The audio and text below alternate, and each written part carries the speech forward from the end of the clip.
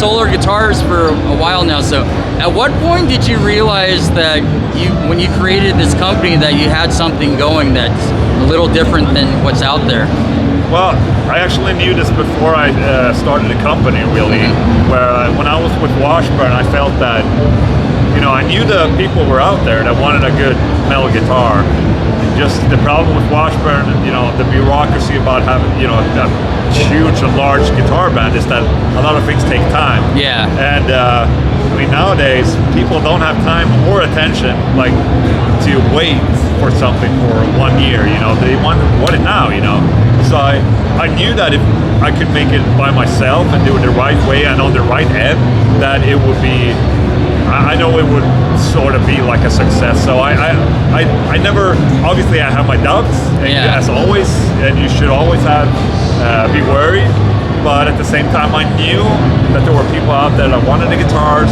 So I sort of knew that it would be, it wouldn't go to shit. Yeah. But okay, it went okay. Okay. Well, you're doing better than okay. So. Thank you, I appreciate it. But I'm Swedish. We don't like to brag too much. So, I mean, it seems like you kind of started. Maybe I don't know if you started the way, but you brought out this solar guitars is kind of like this customized, more specific audience kind of thing than some of the other guitar companies that are kind of like one size fits all. Yeah. So was that kind of your idea? Is it more about what you wanted out of a guitar more than anything else? I mean, I'm into metal. Yeah. That's it. Now, a lot of the brands, they are doing or trying to do a guitar for everyone, obviously, because they will, broadening their horizons and all. But I'm pretty focused to metal as a niche, and that's where my heart is at. So I'm never saying never, but I feel like, that is my niche, and that's the niche for solo guitar. And, I want to create a metal guitar. Yeah. I don't want to do a rock and roll guitar too, just because we can. So I'd rather just go for the metal guy, because that's who I can relate to. I can't play rock. Why should I release a butterscotch Telecaster? It doesn't make any sense. Yeah. So no, I think as of right now, because I also don't like to say, I never say never, but right now, metal is still my niche. Yeah. And that's where my heart is. What are some of the surprises that maybe you didn't think of when you created this company, that maybe some of your consumers have brought to you that they've done with your guitars that maybe you originally didn't think about when you were creating? Well, maybe I didn't know or anticipate how many people would adapt with the Evertune, for instance. I've always believed that the Evertune system is a great system, but that was also a part of our gamble. Is a lot of our guitars have Evertune bridges.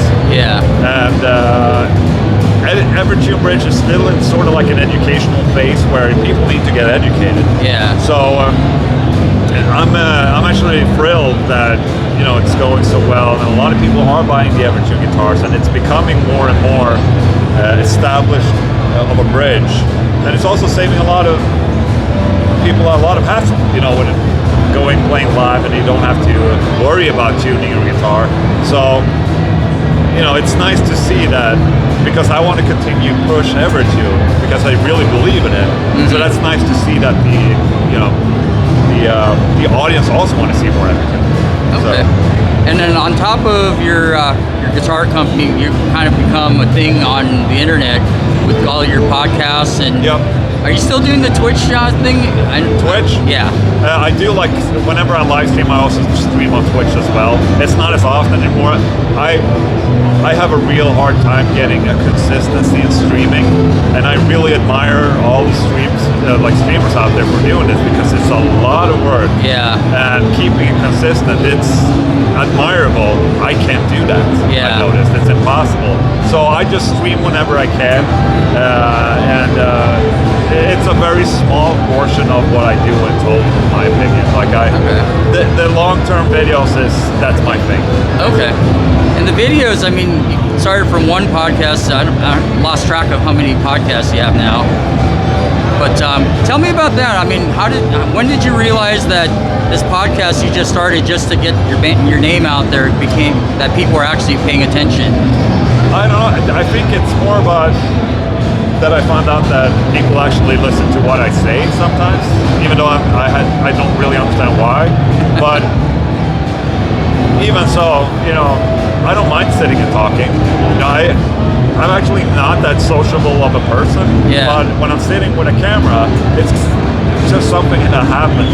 I just sit and ramble. And I can attest with Louise that I'm not really a very sociable person. I don't really talk to people that much. And but it's a way for me to talk to people without actually having to meet them. Yeah.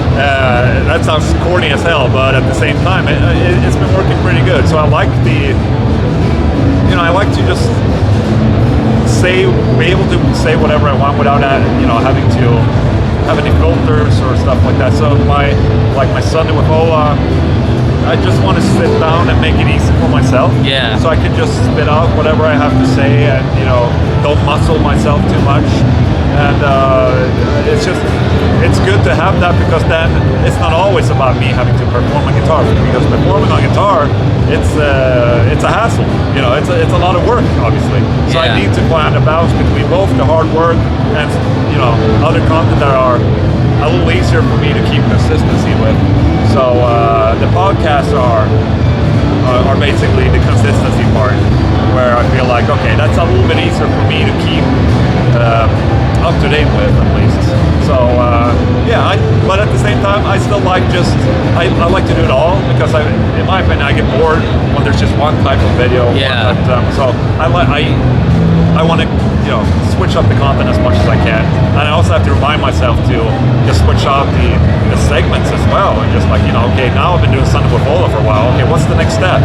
Yeah. Because obviously people evolve.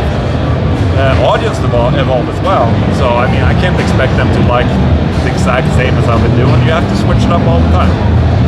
And I know you like, on your podcast, you like to talk about other guitars that are on the market. And do you learn a lot of stuff just through reviewing guitars? And I don't know if you ever get sent free stuff to review. I'm just a fan of guitar. Like, at the end of the day, there's so many brands. There's so many awesome guitar brands out there. Awesome guitars. There's, for me, I'm humbled that I can be a small part in this. Yeah. Having my own brand. Because I have such a high respect for all the other brands grinding out there. And, I just love all guitars. Yeah. So, I don't want to say, I do already play a lot of soul guitars. It's because obviously that's driving the force. But at the same time, I like to try out new things and new guitars. And, I get excited when Dave Mustaine releases a Kramer V. I want to have one. Yeah. So, I think it's very important, because honestly that makes me think about new ideas as well. You can't just sit and play your own stuff all the time. You get locked in too much. So. Do you ever feel at any point that you're an influencer, or you're an entrepreneur, or I don't know what kind of terminology you think I don't know either, man. What is it? Like an entrepreneur, you're actually like creating something. Yeah. And you're not working for somebody. So. Yeah. I think it's really hard. Whenever someone asks what I do, I think it's really hard to explain. Mm-hmm. Like, I could be cool and say, oh, well, I run a guitar business, and that's usually what I say, I guess. Yeah. But at the same time, I usually start with the YouTube part, because that's what got me where I am today. So, and a lot of people, they kind of cringe a little bit when you say that you're an influencer. But, at the same time, that's what it is. That's what I am. Yeah. Fine, I do go out and play tours and with bands and shit, and I do have my, guitar brand. But at the same time, I wouldn't be anything without my YouTube career or like that. That's where I got it all from. So I'm proud about that. And, I don't know what to say. I guess I'm a YouTuber. Okay. Well, you're an entrepreneur because you are doing something that's kind of needed in the metal world and the music world. So I look at it as like you created something and are actually influencing the scene in a different way, other than just maybe just as a guitar player. Yeah, I hear you. And then people are paying attention to you. I know it's kind of a weird thing, but but at least it's in a positive way. Like people are trying something different that maybe other people might have said like, nah, I don't want to do that. Right. So that's why, I mean, I personally see it as an entrepreneur. I hear you. Thank you. So, and then I don't want to forget about the music part. Okay. So I guess you want to talk about some of the, I mean, Something new? anything new that you got going on with that? I got right now. I'm currently releasing something that I call the Chug Project. Okay. Which is basically just a celebration of riffs and not necessarily solo stuff or it's just a lot of riffs on an album. It's basically like the perfect workout soundtrack, I would say. Because I have so many riffs and ideas that I just, I want to use it for something, but at the same time, I use it in my Sunday with Ola, and then people are always asking, like, okay, when are you going to release this? And it's like, there's so many ideas. I figured I would just do a project where I can just let it all loose and, set it free, and we'll just see what happens, Yeah. So that's what I'm doing. I'm also obviously, doing more with the Haunted and Feared and stuff like that, but everything takes time, and, I'm also the YouTuber and, Ola Guitarist president, and there's, it's a balance. You have to, do a little here, do a little there. Yeah, I think, and also, I mean, I don't want to talk about the time off that we lost in the last couple of years, but it almost worked in your favor where people actually paid attention. Maybe, but I think it also, there was a lot of competition, a lot of saturation online at that point because everyone started doing that. So it was, I think it was sort of like a challenge, but also very good for a lot of people to kind of sit down and find themselves in a way, because now I see a lot of YouTube channels exploding because they had time to sit down, get a genuine reaction from people, and they improve themselves. And that's, I mean, it's amazing to see how many up-and-coming channels have been brought out now after the pandemic. Yeah. And I'm just really proud to be among all these people. Okay. And, there's room for everyone. Yeah. Okay. And lastly, where can people find you in case they just recently discovered you? I'm on YouTube all day long, baby. No, I'm Ola Englund. I'm from Sweden, but I do exist on YouTube as well. It's youtube.com, Ola Englund. I do everything on there. It's strictly metal. If it doesn't chug, I'm not interested. And but I'm also just a regular guy. Okay. Any chance we're gonna see you on a TED Talk anytime soon? Everyone's mentioning TED Talk, and I still have no idea what a TED Talk is. It's basically an interview, right? No, it's actually you can do actually in front of a crowd, just talk, kind of like what you're doing. So like a workshop, maybe. Yeah. So basically, I've done that. So okay, yeah. No, I've done workshops like that before, where a lot of workshop and clinics, people are just playing guitar. I like to talk more because I think I have more to offer with my talking than my playing. My playing is kind of I chug a lot, but I would love to do more of that. Absolutely. Yeah. Well, the playing part that can turn into a 3-hour debate about whether it's exactly. or not. But then there's the self-doubt and all that shit, and I tell myself. Yeah, you don't want to do that at a TED Talk. So. No. Okay. Absolutely. All right. Cool. Awesome. Thank you.